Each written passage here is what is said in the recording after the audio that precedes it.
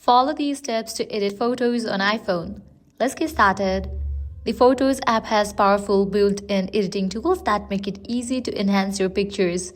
So launch your Photos app and head towards the picture that you want to edit. Click on this editing option given at the bottom middle. You'll see 4 main options at the bottom: adjust, filters, crop, and cleanup. Clicking on the option of adjust, you're gonna get these options: auto, exposure, brightness, contrast, brilliance, highlights and shadows, and many more. You can use the slider and increase or decrease it. Then clicking on the option filters, swipe through filters like vivid, dramatic, mono, silver tone, and more. Tap a filter to apply it and use the slider to adjust its intensity.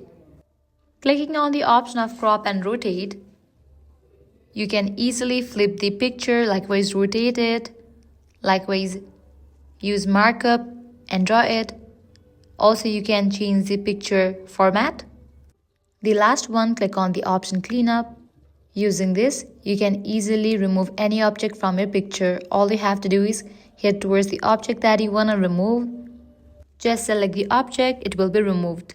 Once you are done with your editing, click on done and save the picture. If you are not satisfied with the editing, you can click on reset.